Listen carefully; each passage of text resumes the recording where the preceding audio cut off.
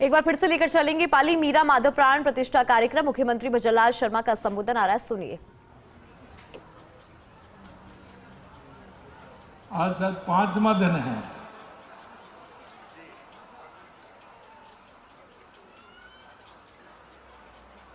भागवत चल रही है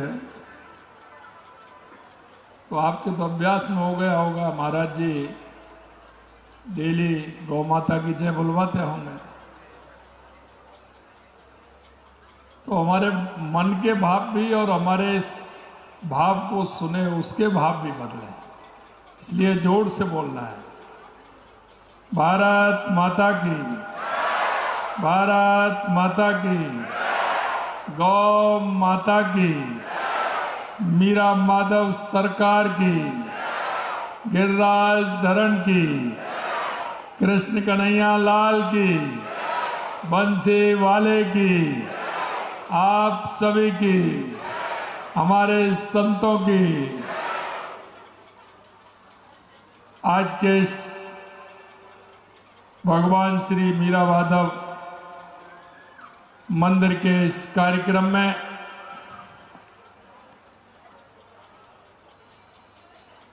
मंच पर विराजमान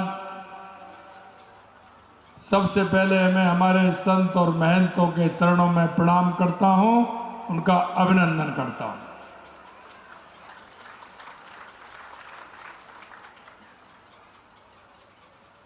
गोधाम महातीर्थ परथमेड़ा के परम गोवत्स पूज्य श्री राधा कृष्ण जी महाराज,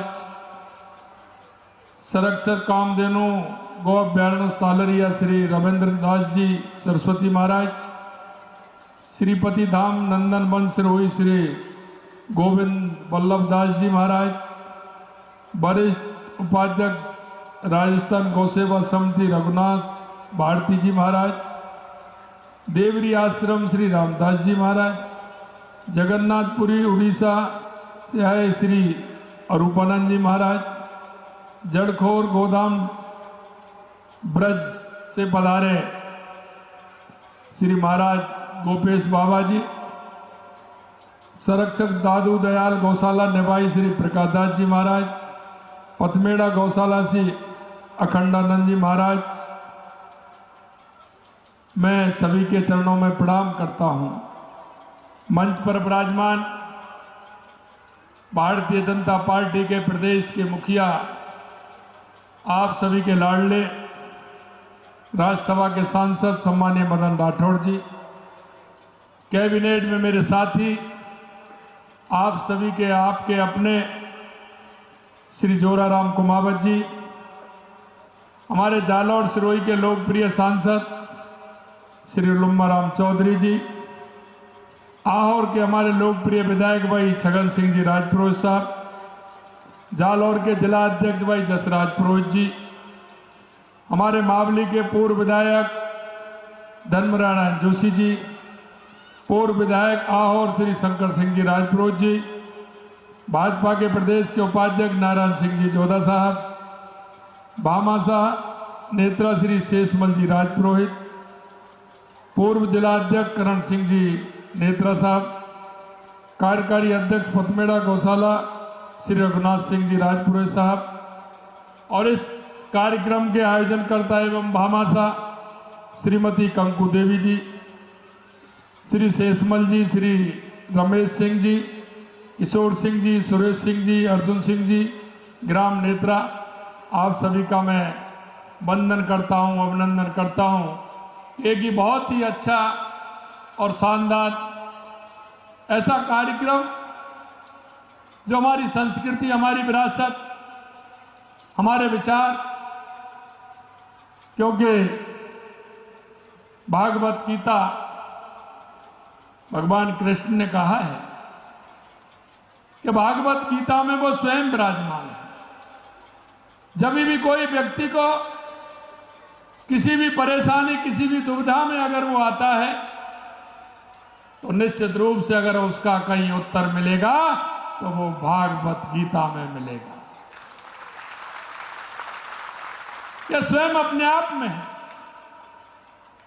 और मैं आपको बताना चाहता हूं, मेरा जीवन का आधार रहा है क्योंकि इसमें तो शंकर सिंह जी और हमारे करण सिंह जी नेत्रा साहब मेरे को निमंत्रण देने के लिए गए थे। लेकिन मैं आपसे कहना चाहता हूं कि जहां मुझे मालूम पड़ता है और मैं अगर उस गांव में होकर के या उस मोहल्ले में होकर निकल रहा हूं, जहां भी कहीं भागवत गीता का पाठ हो रहा है, तो मैं कहीं ये नहीं देखता कि कहां है। जहां भी अगर भागवत गीता का पाठ होता है, मैं उनको प्रणाम करके ही निकलता हूं, उनको प्रणाम करके ही जाता हूं।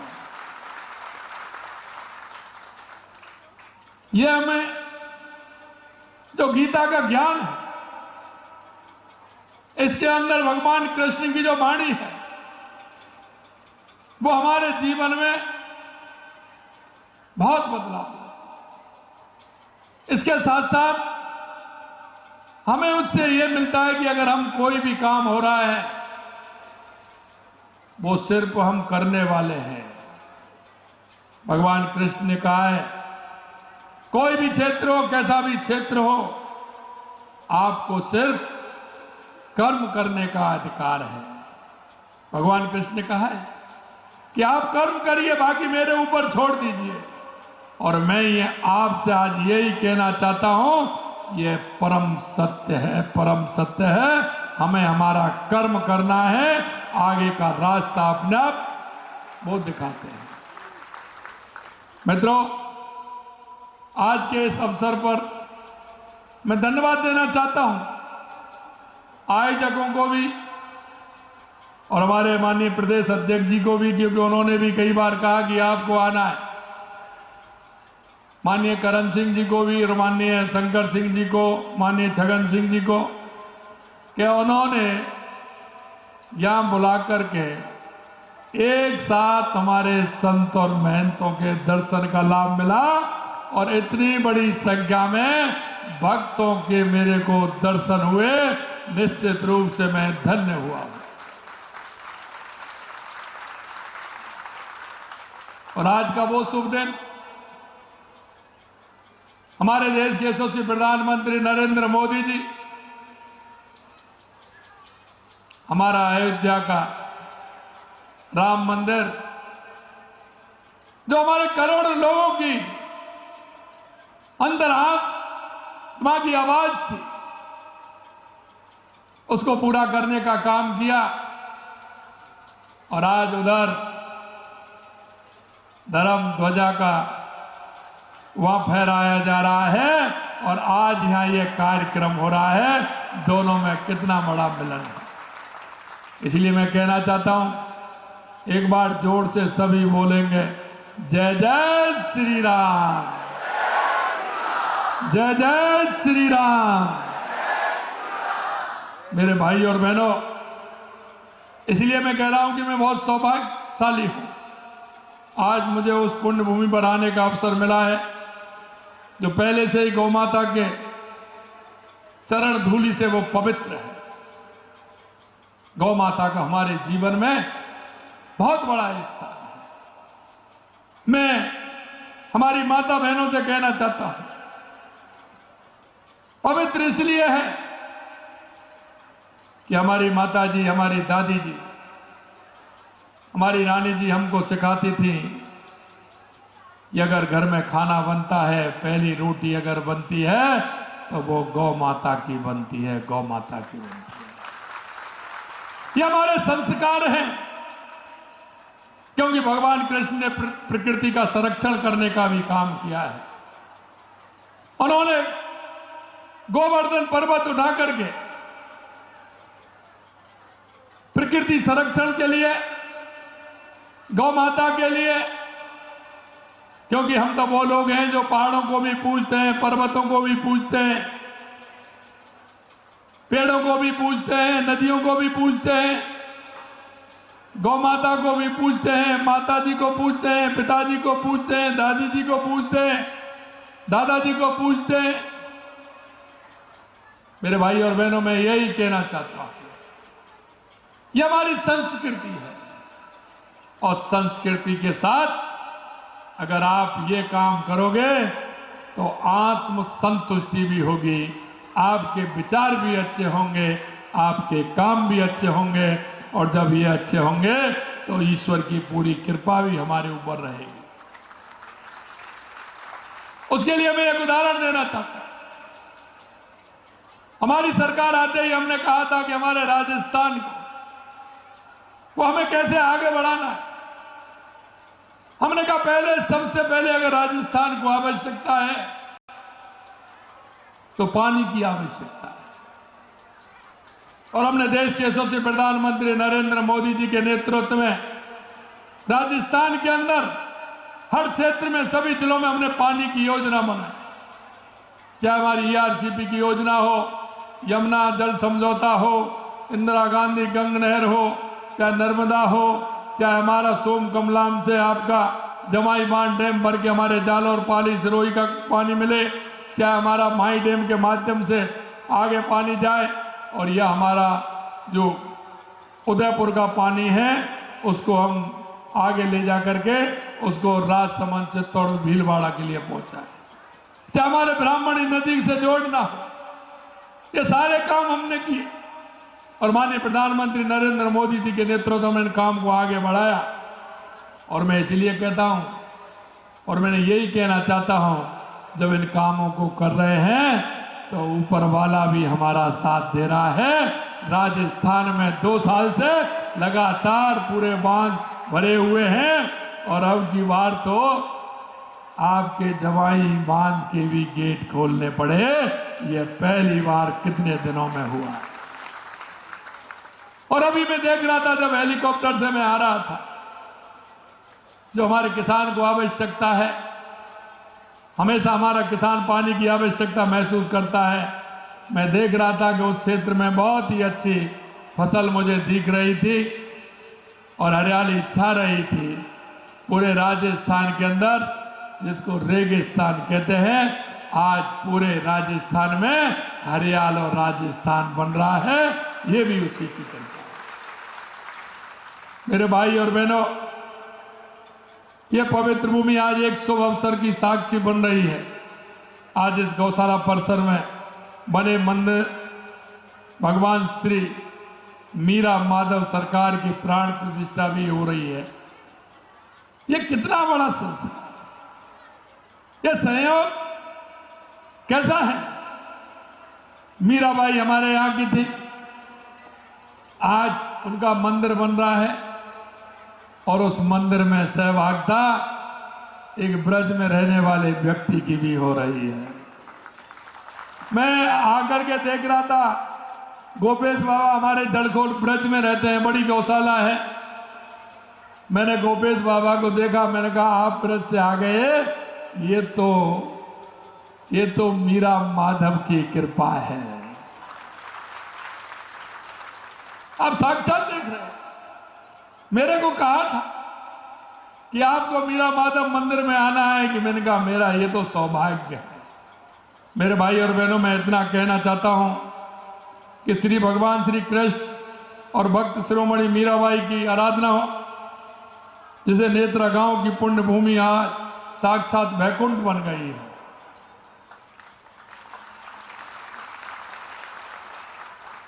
भगवान श्री कृष्ण को हम अनेक नामों से पुकारते हैं, और आप देख रहे हैं, उन्होंने एक सर्वव्यापी होते हुए उन्होंने कहा है कि मैं दुनिया में ऐसी कोई वस्तु नहीं जिसको मैं प्राप्त नहीं कर सकता, मैं स्वयं हूं। क्योंकि वो 16 कला से अवतारी है। लेकिन उन्होंने अपने जीवन में, क्योंकि उन्होंने एक मनुष्य का जीवन लेते हुए अपना जीवन यापन किया, उनका जन्म से लेकर के आप देख सकते हैं, उन्होंने हर क्षेत्र में वो काम जिस तरह से किया है, आप देख सकते हैं उनकी लीलाएं। गोपाल कहलाए, क्योंकि ग्वाला बन करके उन्होंने गाय चराने का काम भी उन्होंने किया था। उनके अनेक नाम, श्याम सुंदर, मीरा मोहन, बहुत बड़े नाम उन्होंने किए। मित्रों, मैं आपसे एक बात जरूर कहना चाहता हूं, लगातार हमारी सरकार गौ माता के लिए काम कर रही है। आपने देखा मेरे पास जब गौ सेवा समिति के लोग मेरे से मिलने के लिए आए थे, उन्होंने कहा कि साहब हमको 32 रुपए गाय के चारे के लिए मिलते हैं, आप इसमें 2, 4, 5 रुपए हमको बढ़ा करके दीजिए। मैंने कहा कि 2, 4, 5 रुपए क्यों बढ़ाने हैं? आप मेरे को ये बताइए कि गाय का एक दिन का भोजन कितने रुपए में हो सकता है, उसके बछड़े का भोजन कितने रुपए में हो सकता है? उन्होंने कहा कि साहब 50 रुपए में गाय का पेट आराम से भर सकता है, 25 रुपए में बछड़े का पेट भर सकता है। तो हमने 50 रुपए किए गाय के लिए और 25 रुपए किए बछड़े के लिए। और हमने यह भी कहा जहां भी आवश्यकता है हमारी गौ माता कहीं धूप में नहीं रहे, सर्दी में नहीं रहे, इसके लिए हमको टीन सेट डलवाने की व्यवस्था भी करनी है। हमने कहा हमारी गाय प्यासी नहीं रहे, इसके लिए हमने कहा है कि वहां ट्यूबवेल लगना चाहिए, पानी की हर गौशाला में व्यवस्था होनी चाहिए।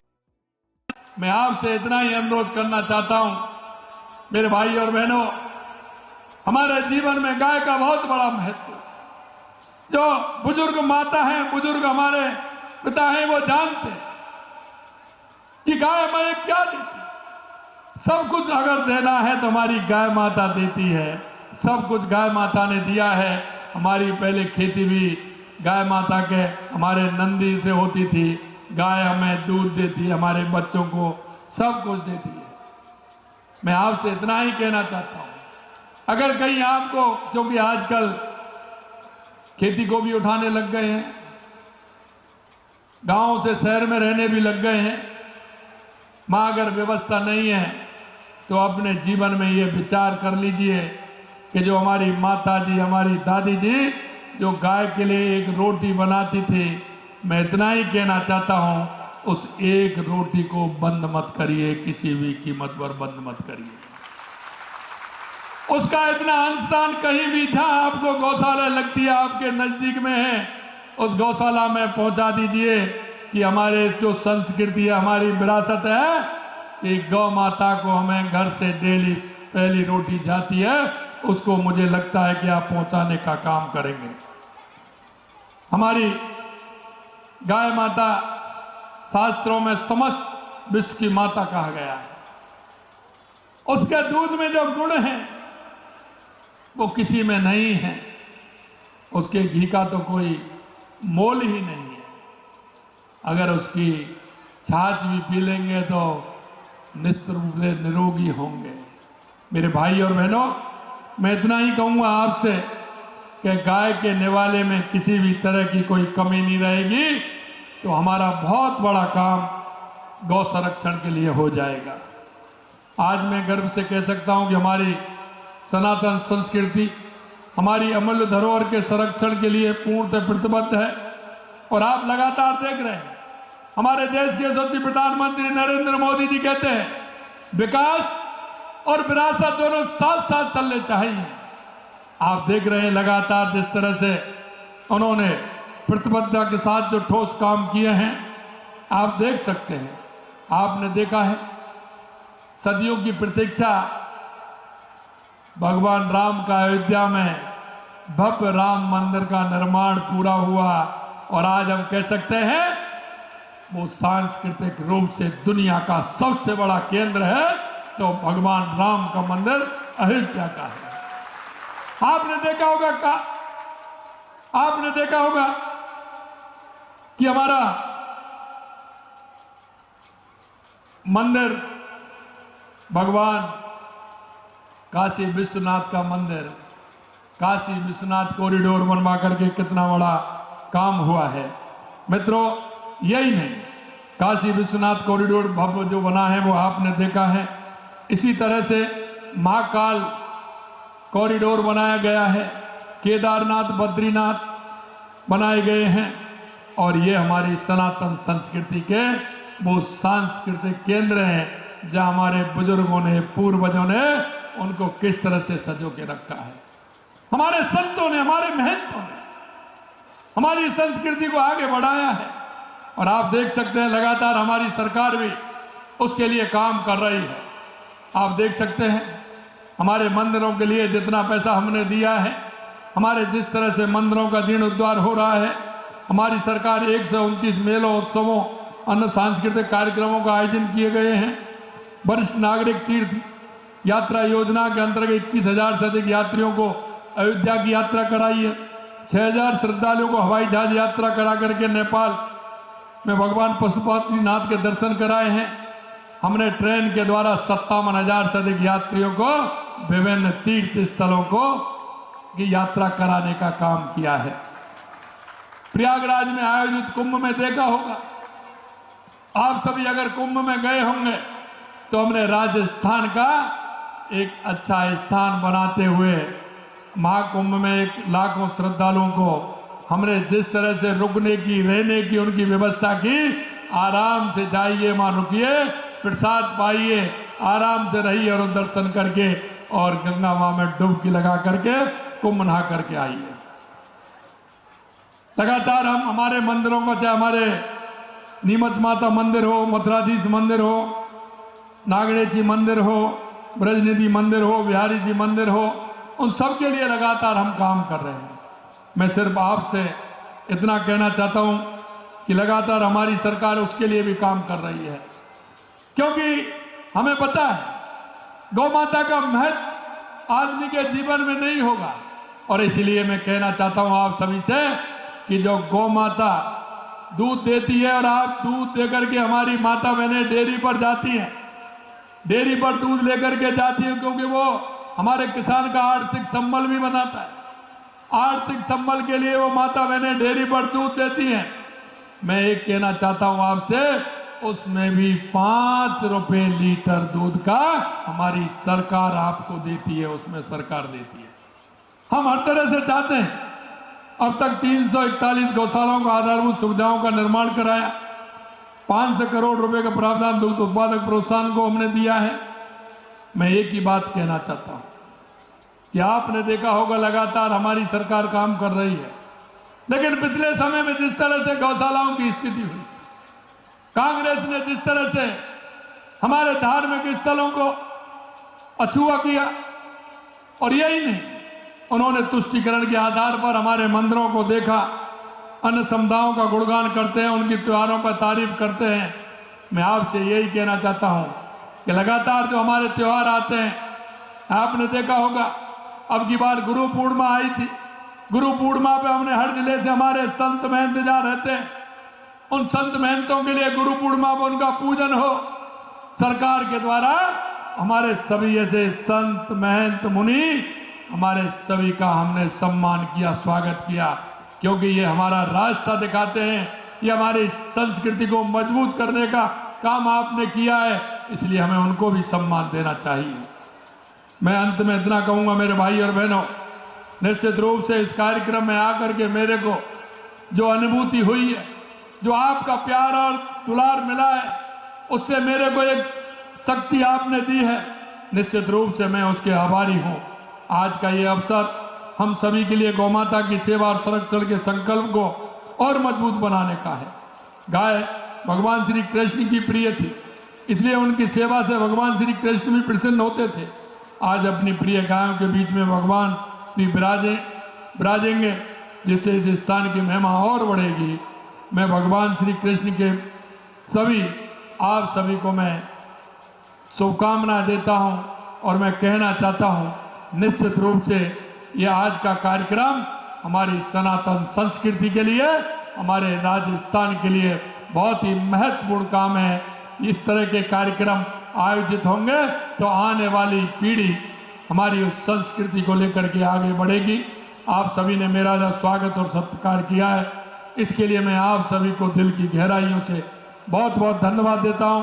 आप सभी को बहुत बहुत धन्यवाद। जय हिंद, जय भारत, जय राजस्थान, जय गौ माता। बोलिए मीरा माधव सरकार की। माननीय मुख्यमंत्री जी, एक महीने से इस परिवार के देखिए, राजस्थान के मुख्यमंत्री भजनलाल शर्मा का संबोधन आपने सुना। पाली के दौरे पर सुमेरपुर के नेत्रा आशापुरा गौशाला में सीएम भजनलाल शर्मा पहुंचे, जहां मीरा माधव प्राण प्रतिष्ठा कार्यक्रम में उन्होंने शिरकत की।